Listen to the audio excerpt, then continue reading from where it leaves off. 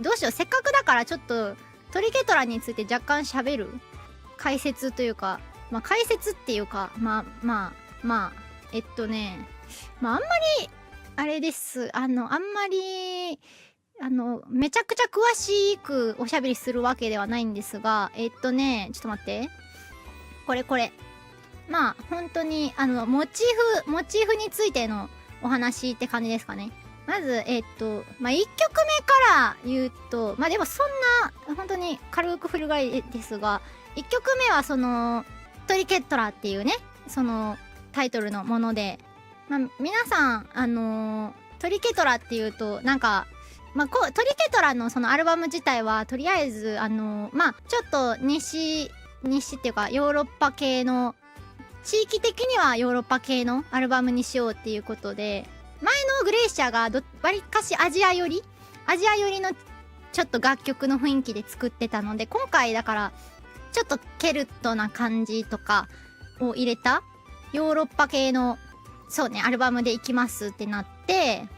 で、だからちょっとトリケトラっていうね、ケルトの文化で使われてる、なんかね、シンボルなんですけど、ケルティック・トリニティ・ノットとかいう、そういうちょっとケルトの紋章になるんですね。これが、一応ちゃんと意味があって、トリケトラの、一応ホームページから歌詞の意味とか見れるようになってるんですが、トリケトラのこのシンボルの意味っていうのが、心、体、魂とか、生命、死、再生とか、過去、未来、現在とか、そういう、なんかちょっといろんな意味を含む、模様になってるんですけども、ちょっとこのトリケトラから、ちょっと歌詞を考えさせていただいて、ちょっと書いたものになりますね。造語なので、聞いてる分にはマジで何言ってんねんっていう感じだと思うんですけど、もし、ちょっと歌詞の内容、気になるなっていう方は、アルモニーのホームページに、歌詞の意味も書いているので、よかったら覗いていただければと思います。ちなみに、一応保証、あれなんですよね。造語作るときに、日本語でも歌えるように、いつも考えてるので、多分日本語でも、アルモニーのホームページに載せてる日本語訳でも歌おうと思えば歌えるはずなんですよね。多分そのはず。トリケトラ。ちゃんと書いてるよね。書いてる。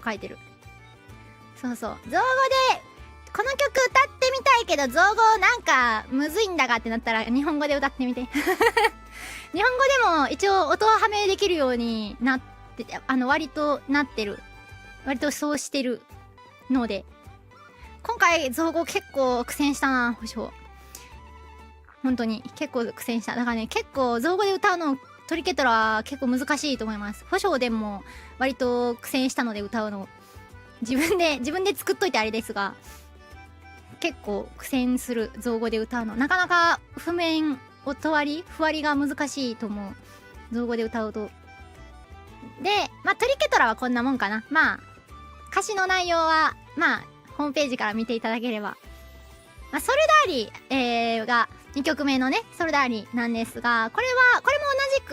トリケトラと同じらへんの地域を一応モチーフにしておりまして、そ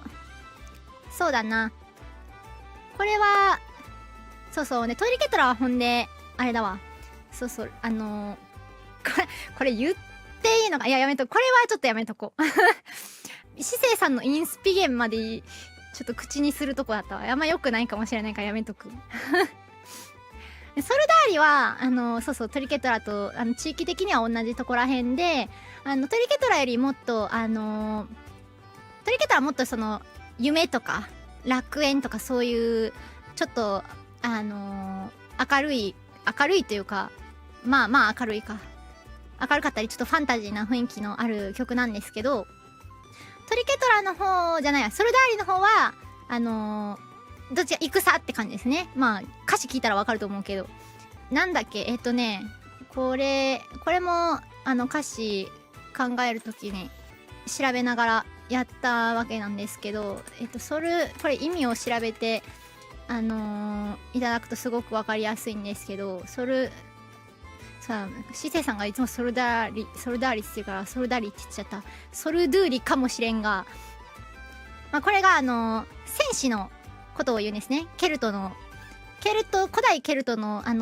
戦士のことを指すんですね、このソルドゥーリっていうのが。まあなので、まあタイトル通りじゃタイトル通りで、本当にその戦士のことを表現した歌になりますね。歌というか楽曲というか。で3曲目が魔女っていう、これはツイッターでも一回言った通り日本語の魔女です日本語の魔女と全く同じ魔女でウィッチですね。タイトルは魔女なんですが、これはこの魔女は何なのかっていうと、この魔女はですね、皆さんシェイクスピすっごい噛んだ。皆さんシェイクスピアってシェイクスピアの作品って見たことある？まあ保証は結構オペラとかでそうだね、知ってる作品もあれば知らん作品もあったりっていう感じなんですけど、まあハムレットとかが有名かな多分なんですが、まあシェイクスピアのマクベスっていう作品があるんですけど、マクベス言ってくださってる。そうよくお分かりで、まあ分かるよね、結構分かりやすい感じではあると思う。シェイクスピアのマクベスがこのモチーフ源になってます。でマクベスの中にね3人の魔女っていうのが出てくるんですけど、そういうちょっとその3人の魔女とか、まあそのマクベスの世界観とかがモチーフになっております。これは多分結構マクベスを知っているとだいぶ分かりやすいと思う。結構雰囲気もねすごい暗い話だから、マクベスって割と本当にすごい保証は本当にだから魔女好きだな結構。名前だけならまあ有名だもんね、名前。この曲のこの歌詞読んでもし気になったらマクベス見てみて。まあシェイクスピアの作品だから本当にまあいろいろあるし、まあオペラあったかな、まあオペラあったかちょっと覚えてないねんけど、オペラもあったかもしんない、マクベスだかもしれんが、まあ映画もあるし、映画とかなんかしかもめっちゃなんか何個もある。まあ本読むのがもちろん一番いいと思うんですけど、小説とかある。もちろんもう当然シェイクスピアの作品なので書籍が一番いいとは思います。もちろん。ただ読みづらいかもしれないね、やっぱ古典だからシェイクスピアってどうなんだろう、みんなにとって。まあ人によるかも。なんかね映画もあるねんけど、マクベスって保証が一個ねマクベスの映画見たやつあるんですけど、あんまりなんかこれじゃなくてこっちの方がおすすめっぽいなっていうのはある。なんかね、なんだっけ何個かあるんですけど、なんかものすごい暗かった。その映画のやつ、あれはちょっとあんまりおすすめしないかもなって思ったやつ、保証的には。なんか本当にいくつかマクベスって作品あって、なんかねちょっと保証まだこれ見れてないんですけど、モノクロの作品のマクベスがあるんですけど、結構それの方がみんなの評判とか見てると良さそうで、見るならそっちの方がいいかもしれない。保証そっちじゃなくて、なんかカラーのわりかし最近リメイクされたマクベスをちょっと見てんやけど、映画のちょっと分かりづらいかもなーって思った。それはもうひたすら暗くて。ただいやでも別に悪いとかじゃないんですけど、なんかすごいね本当にひたすら暗い本当に暗い。まあ悲劇やから当然暗いんですけど、ハムレットの映画を見た時のことを考えると、すごいハムレットは良かったけど、ちょっとこれはしんどかったなってちょっと保証思っちゃったが、2015年に作られてるやつかな。2015年の映画のマクベスはちょっと分かりづらかったかな。あんまり万民におすすめできないかも。そう、なんかだから白黒のやつの方が結構ね評判良かったから、多分そっち見た方がいいかもしれない。白黒のやつも別に古い作品じゃなくて、演出的にわざとそういう演出されてるだけで、最近の映画なんですよね。なんか白黒のやつも2021年に書いてるわ。これ見たい保証もなかなかまだ見れてないんですが、まあもし見るって方いればそっちの方がいいかも。まあもっといいのはやっぱ書籍ですが、シェイクスピア入りアニメからやったがシェイクスピアってアニメあんの？ロミオとジュリエットとかはなんかアニメあったような気するなって思ったけど。確かに。でもロミジュリ以外知らんかも。ロミジュリ、まあでも私も見てないんですけどね、それ。そう、シェイクスピアで、ちょっと脱線ではないが、ちょっと横道にそれすぎたわ。ちょっとみんな好きなやつ読んで。シェイクスピアです。すごい噛んだ。シェイクスピアは、本当にいっぱいメディアあるから、多分好きな選んでいいと思う。で、4曲目のルーダン。ね、これが、まあ、一番メタルなやつにしますかーってなったやつで、これは、なんかね、ルーダンっていう街がありまして、本当に実在する街なんですね、ルーダンって。どこだっけ？どこの、国だったかな？国忘れちゃった。フランスだったかな、確か。フランスのね、そうそう、フランスの実在する街で、なんかここで、ルーダンの悪魔付き事件っていうのが、あったというか、そうですね。まあ、これがちょっと元になってる感じですね。ルーダンの。で、これを元に、ちょっと歌詞とかを書いた感じになるんですけど、そうそう、でもなんか、実際に存在する街だから、すごい、結構イメージは本当に結構ポンポン膨らんだんですが、なんか実際言葉にして歌詞にするとなんだこのクソダサい歌詞はって思ってしまって、もう本当に不安でしかなかったんですけど、いやでも草メタルとしてはダサくていいのではないかとか思いながら、いやでもやっぱダセーなみたいな。これだから多分実在する本当に実在する事件なんですよね。この悪魔付き事件がルーダンポッセッションズ読めん。ルーダンポセッションズ。これかな？すごい英語読めんかった。ルーダンポセッションズ。フランス語っぽい綴りだな。わかんないけど。それやと思う。そうそうそう。これが一応元になってる。モチーフになってる。楽曲ですね、ルーダンは。まあ、ここからちょっと物語をちょっと描かせていただきましてっていうところになります。まあ正直まあこの歌詞の内容マジそのまんまだから、星穂が考えた、まあ読めばわかる歌詞を読めばわかる楽曲の世界観はそのまんまです。ガチであまりにダサい、そのまますぎてダサかっこいいって言っていただけたらいいのですが、これ保証ガチで一番悩んだかも、この歌詞。本当に今回一番悩んだ。ルーダン本当に悩んだ。苦しかった、すごい苦しかった。こんなどうしようって思ってメタルわかんないってなって聞いてるのに、よく聞いてるのに。これだからだからまあわかりやすいと思いますが、まあ悪魔城ドラキュラとか結構その辺がモチーフかも。だから実在の悪魔付き事件もそうですし、まあそうですね、その辺の雰囲気が漂う感じになってます。そう悪魔とか多分歌詞に書いてるのでその通りなんですが、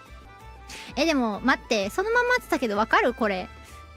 物語的にわかる？これでも物語的に補足入れた方がいいのかな。いやでもよくよく読んだら分かる人は分かるかもしれんけど、分からん人は分からんかもしれん。まあこれは要するにですね、このルーダンっていうところにいる神父様なんですけど、ここにおわす神父様なんですが、本当にちゃんとした神父なんですけど、この方は本当にちゃんとした神父なんですけど、この聖書は語る偽りの明日って言っていますが、この聖書がね、大問題、こいつが大問題で、この聖書のせいで神父様は闇落ちしちゃうんです。本当に闇落ちというか、この神父様はちゃんと自分の本当にこの街を平和にしたいっていう気持ちで悪魔と戦うんですけど、悪魔になってしまった人間たちと戦うんですけど、この聖書が本当に悪いやつで、だからこの聖書を持って倒していたけれども、逆にいいと良かれと思ってやってたことが全部真逆で、この聖書の待って、言葉が出てこない。この聖書で解くじゃないですか。経典を持って信徒の方に解くじゃないですか。説法を解くじゃないですか。その説法によってみんな悪魔化してしまうんです。で、悪魔化してしまうんですよね。だからこいつが原因なわけです。でも神父はそれに気づいていなくて、もう本当に気づいていなくて、こう悪魔にしてしまったっていう感じですね。だからそうするつもりはなかったんですけど、神父様はなかったんですけど、自分の手で民を悪魔にしてしまったので、神父様はもう覚悟を決めて、罪を背負って悪魔たちを裁いていくっていうストーリーです。下手くそ保証の解説下手くそすぎる。まあそのまんまではあるんですけど、まあ歌詞通りではあるんですけど、まあ考えてみりゃ全部ストーリーの保証の頭の中のストーリーはここには載らないので、まあ分かんない人は分かんなかったかもしれない。確かに良かれと思ってやってたことが全部悪いことだったんですよ。要するにこの神父様神父様は本当に悪い人じゃなかったんですけど、聖書のせいでっていうやつです。そうだから悪い人じゃないんですけど、聖書でいろんな民を悪魔にしてしまったので、自分も地獄に落ちる覚悟で民を救うぜっていう曲です下手くそ、マジ下手くそ。まあちゃんと文章にして書いたらもうちょっとエモくはなると思うんですけどちょっと口頭で喋るってなるとなかなかちょっと説明しづらい。はい。で、最後の曲がユールっていう曲なんですが、まあ、この曲は実際本当はね、5曲目作るか作らないかっていう話になってて、やっぱ作りましょうってなってできた曲で、一番最後にできた曲ですね。ユールなんです。これは本当にもうそのまんまで、モチーフとしては冬のクリスマスというか、このユールっていうのがゲルマン系の民族、北欧の方のお祭りで、当時のことですね。当時のことをユールって言いまして、まあ本当にそのまんまこのユール、北欧のお祭りのことをモチーフに作っている楽曲になります。ユールはっていうところですかね。そんな感じかな。そうし、まあ保証が書いた歌詞に関してはいろいろ説明できるけど、ちょっとシセイさんが書いた歌詞に関しては保証の方からすごい詳しく説明できるわけではないので、モチーフとしてはだいたいおおむねこんな感じかな。まあちょっとこれをちょっと聞いて新たにちょっとこういう話だったのかって思いながら改めて聞いていただければ大変嬉しく思います。アルモニーのね、アルバムにこういうの挟めたらいいなって思うんですけど、アルバムっていうか歌詞カードとかね、ちょっとなかなか紙ジャケだし、ちょっとまあ金額面的にも難しいところがあったりもしまして、こういうモチーフとかほんと話す機会アルモニーのアカウントでまあ作れたらいいんじゃないかって思ったりするんだけど、まあでももしかしたらシセイさんがアルモニーのアカウントでちょいちょいもしかしたら今後つぶやいていくかもしれないですね。たった一つのたった一人の私はここ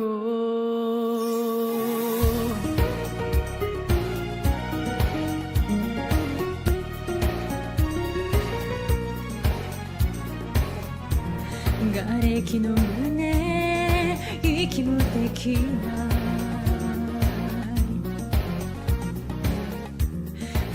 り出す雨